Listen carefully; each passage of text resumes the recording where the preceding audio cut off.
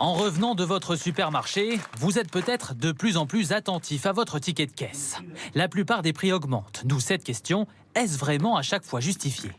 À part, par exemple, pour la moutarde, des trucs comme ça, où là, on est en pénurie partout dans le monde. Mais sinon, les trucs, je vois pas pourquoi c'est plus cher qu'avant.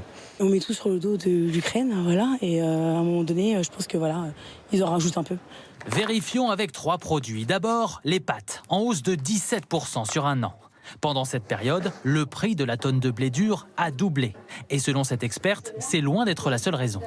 Les coûts de transport augmentent, le coût des emballages augmente, le coût de l'énergie nécessaire à la production augmente. Puis bien entendu, ce qui se passe en Ukraine vient rajouter de la tension sur les cours du blé. Verdict, prix plutôt justifié.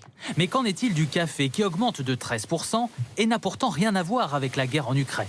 Certains distributeurs trouvent cette hausse, cette fois, injustifiée. Les producteurs mettent en avant de mauvaises récoltes, mais selon cette association, le marché attire aussi les spéculateurs. Ça veut dire qu'il y a des gens qui n'ont rien à voir dans la fabrication de produits alimentaires, mais qui vont aller acheter du café, des lots de café de façon extrêmement importante, en escomptant pouvoir le revendre quelques jours plus tard à un prix nettement supérieur. Enfin, la viande de bœuf hachée, plus 15% en un an, est-ce vraiment raisonnable ?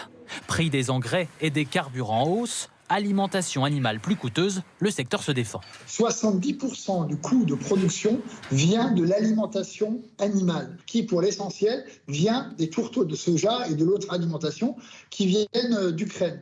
Aujourd'hui, moi je l'affirme, il n'y a pas de profiteurs, en tout cas dans l'industrie agroalimentaire française. La répression des fraudes va renforcer ses contrôles sur les augmentations de prix. Depuis le début de l'année, elle en a déjà mené 1200 et n'a constaté aucune anomalie.